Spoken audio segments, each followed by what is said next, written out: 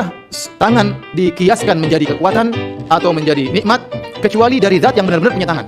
Maksud saya, tidaklah kita menjadikan tangan sebagai kiasan kecuali dari zat yang benar-benar punya tangan. Kalau nggak punya tangan, ngapain kita bilang tangan? Seperti yang saya mengatakan, telah datang batang hidungnya. Ya. Bukan hidungnya datang sendiri, begitu, tidak.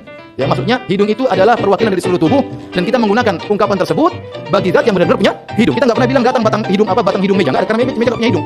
Demikian juga seorang mengatakan wajah bisa diartikan zat, benar bisa diartikan zat, tetapi hanya digunakan kepada zat yang benar-benar punya apa? Wajah. Saya tidak melihat wajahnya pada hari ini, maksudnya tidak melihat orangnya secara penuh. Paham? Tetapi kalau orang tersebut asalnya nggak punya wajah, nggak mungkin kita menggunakan kalimat wajah sebagai perwakilan zat. Paham atau tidak poin ini? Ini poin paling penting. Assalamualaikum warahmatullahi wabarakatuh. Bismillahirrahmanirrahim. Allahumma sholli ala sayyidina Muhammad. Jadi ini Ustadz Firanda ini kan kita kenal sebagai orang Salafi Wahabi ya. Akidahnya yang seperti itu. Dan saya lihat dari omongannya ini mengajak bermain-main dengan logika. Ya, biasanya sih Salafi Wahabi ini paling anti membahas Allah, membahas apapun pakai akal-akalan tidak bisa. Tapi itu kan bahasanya ini kan kalau kita cerna, kalau ada orang yang mengatakan yadullah atau wajhullah itu, yadun artinya bukan tangan hakiki, bukan tangan lah, tapi ya nikmat, ya kekuatan.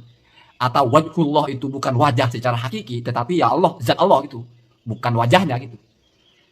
Maka sebetulnya, di bagian akhir kan dia ngomong, ya dia itu tetap mengakui bahwa Allah itu ya bertangan, Allah itu ya berwajah, kan begitu. Kenapa? Karena ketika tangan atau wajah ini walaupun diartikan kiasan, itu mesti dinisbatkan kepada zat yang memang punya tangan, punya wajah. Lalu memakailah bahasa-bahasa kiasan sehari-hari. Untuk menjelaskan itu, hujahnya adalah misalnya orang ngomong, si Maman panjang tangan. Memang tidak faktual secara hakiki tangannya panjang, enggak. Artinya tangan di situ bukan hakiki, tetapi karena sering mencuri. Bahasa Indonesia ya, kalau bahasa Arab malah panjang tangan itu sering memberi. Artinya tangannya sering bersedekah, ya kita pakai yang Arab saja. Itu ada ketetapan memaknai tangan, walaupun bukan secara hakiki, tetapi hanya kiasan saja. Mensifati dia orang yang sering memberi, lalu kita sebut dia panjang tangannya, walaupun faktanya tangannya itu tidak panjang, biasa aja gitu. Itu karena sebetulnya si Maman punya tangan. Oh gitu, oke. Atau misalnya, kita ngomong, saya belum melihat batang hidungnya Mukidi. Yang kita maksudkan bukan hidungnya, tapi Mukidi secara keseluruhan. Artinya batang hidung di situ tidak dimaknai batang hidung hakiki, tapi kiasan saja. Tetapi ini dinisbatkan mesti kepada Mukidi. Tidak pernah kita ngomong batang hidung bola, atau kita tidak pernah ngomong pintu panjang tangan gitu. Mesti dinisbatkan kepada zat yang memang punya tangan. Termasuk muka gitu, batang hidung gitu. Jadi kalau menisbatkan wajah kepada Allah, walaupun wajah tidak diartikan secara hakiki, tetap saja berarti Allah ada wajahnya. Menisbatkan tangan kepada Allah, walaupun tidak diartikan tangan secara hakiki, sejatinya tetap menyatakan Allah ada tangannya begitu. Ini seolah-olah wow gitu ya. Masuk akal ya juga ya. Berarti Allah ya tetap ada tangannya, tetap ada wajahnya, tetap berwajah dan bertangan, tetap punya tangan, punya wajah. Mau diartikan yadullah itu tangan secara hakiki atau secara kiasan, tetap saja Allah itu ada tangannya. Kenapa? Karena kalau mau diartikan secara hakiki ya jelas ada tangannya. Diartikan secara majazi pun atau kiasan saja pun ya mesti biasanya kiasan itu mesti itu pasti ya dinisbatkan kepada zat yang memang ada tangannya. Tidak mungkin ada narasi tangan Allah kalau Allah tidak ada tangannya, kan begitu. Mau tangan diartikan majazi atau hakiki? Kira-kira sudah paham kan? Sekarang pertanyaannya begini, apa iya ketika satu kata itu diartikan secara kiasan itu mesti dinisbatkan kepada sesuatu yang memang memiliki kata tersebut? Misalnya ketika tangan diartikan sebagai kiasan dinisbatkan kepada sesuatu, berarti sesuatu itu punya tangan. Sekarang misalnya anak. Kalau anaknya Maman, iya, Maman punya anak. Oke. Jadi walaupun kita mau bilang anak ini secara hakiki atau secara kiasan, tetap Maman punya anak. Wajar. Bagaimana dengan anak gunung? Memang gunung punya anak.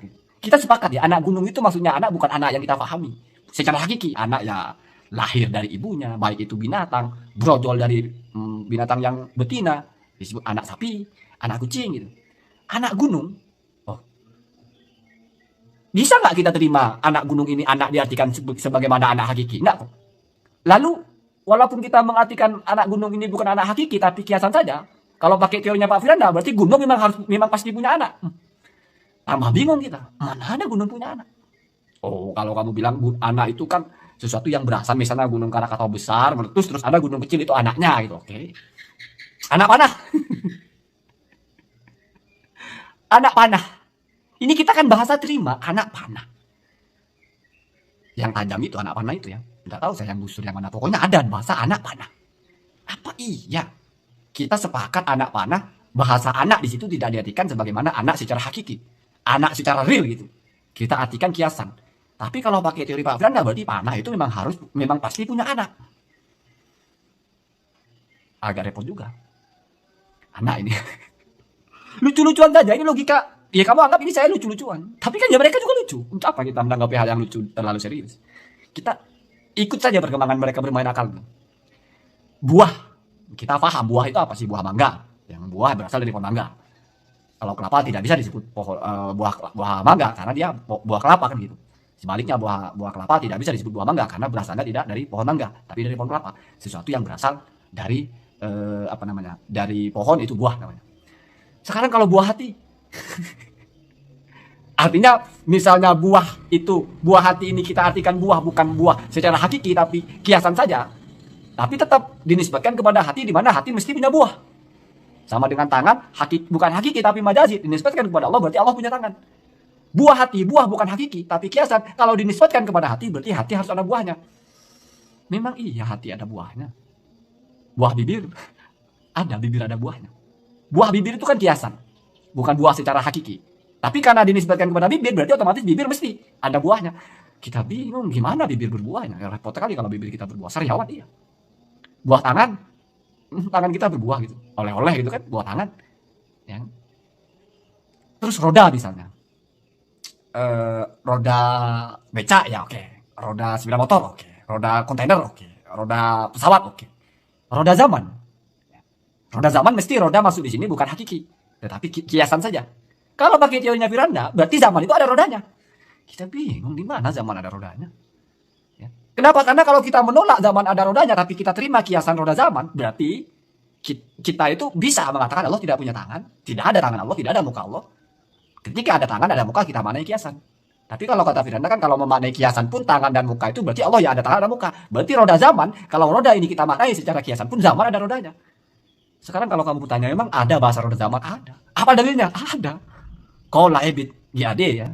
Roda zaman menggilas kita, terseret tertati-tati, sungguh hidup terus diburu, berpacu dengan waktu. Nah itu ya.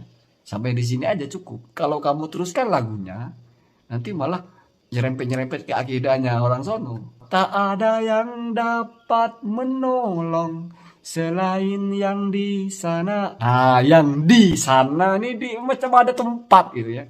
Ya wallahu alam, bukan Ibid berarti Wahabi. Tapi kok ada yang di sana gitu. Jadi kalau ada di sana itu kan seolah-olah tempatnya gitu kan begitu. Terus lanjut mata. Kita tahu mata itu apa sih? Ya sudahlah, nggak usah jelaskan mata itu apa. Kalau ada orang ngomong mata angin, mesti mata di situ maksudnya bukan mata secara hakiki, mata seperti ini bukan. Tapi itu kiasan saja. Tapi berarti angin ada matanya. Ya. Entah ada matanya di mana matanya. Ada sebentar yang terakhir nanti jangan skip dulu. Yang terakhir nanti akan saya sampaikan bagaimana Wahabi ini mungkin punya hujah kalau sampai akalnya ya, yang sangat keren tapi akan saya patahkan juga. Sekarang mata pisau. Mata pisau tentu mata tidak artinya mata. Tidak mata secara hakiki gitu, tapi mesti kiasan. Apa berarti pisau ada matanya? Mata pena, mata air, air ada matanya lah. Matahari, mataliti, oh bukan mataliti itu namanya. Matamu, iya kamu ada matanya. Saya ulang, matamu, iya kamu ada matanya. Benar. Mau mata diartikan hakiki, diartikan majazi, ya kamu ada matanya gitu. Jadi begitu nak ya, anak-anak begitu. Membahas akidah itu bukan bahasanya orang bodoh gitu. Janganlah bawa akidah akal-akalan gitu lah ya. Kemudian apa yang saya maksud, mungkin saja mereka punya bantahan gitu. Itu disiplin atau ketetapan bahwasanya kalau sebuah makna dimaknai hakiki atau dimaknai kiasan dinisbatkan kepada sesuatu, misalnya A dimaknai kiasan dinisbatkan kepada B, berarti secara fakta B ini punya A itu secara hakikinya gitu. Jadi mata dinisbatkan kepada Allah, berarti Allah itu ada matanya. Walaupun mata ini tidak diartikan mata, tapi tetap artinya Allah ada matanya kan gitu. Itu bahasa Arab. Jadi jangan sambungkan dengan bahasa Indonesia. Karena kalau disambungkan dengan bahasa Indonesia lain, ada daun pintu. Mana ada pintu ada daunnya. Tapi kita terima ada daun pintu. Di mana daun di situ artinya mesti bukan bahasa secara hakiki. Tapi kiasan saja. Dan kita bisa terima pintu nggak ada daunnya. Daun jendela apalagi. Ya sama dengan matahari dan sebagainya itu. Itu bahasa Indonesia. Kalau bahasa Arab enggak. Bahasa Arab itu asal ada kata dinisbatkan kepada kata yang lain. Walaupun kata yang pertama ini artinya kiasan, mesti berarti yang kedua itu memang memiliki yang pertama ini. Apa iya seperti itu? Ngaji bab fikih. Dalam fikih itu ada bahasa roksul mal. Roksul mal itu dalam bab mudharabah, muamalah, kategori mudharabah, kerjasama, ada pemilik modal, ada ada yang pekerja gitu. Roksul mal itu artinya adalah apa ya? Modal gitu ya, modal. Jadi roksun ini mau kita artikan kepala secara hakiki tidak mungkin.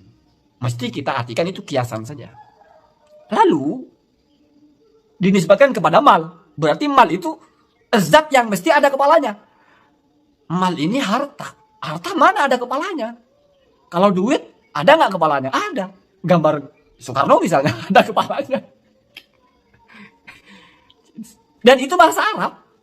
Jadi diksi yang dipakai oleh orang Arab pun tidak mesti kalau kata dinisbatkan kepada kata yang lain. Lalu kata ini dimaknai secara kiasan, otomatis kata yang menjadi objek penisbatannya ini mesti memiliki ini secara hakiki. Gitu. Jadi kalau roksul mal berarti roksul ini tidak diartikan secara hakiki tapi secara kiasan. Itu artinya mal ini secara hakiki pun punya kepala. Ya bingung kita. Roksul mal, kepala harta. Semoga ada manfaatnya. Assalamualaikum warahmatullahi wabarakatuh.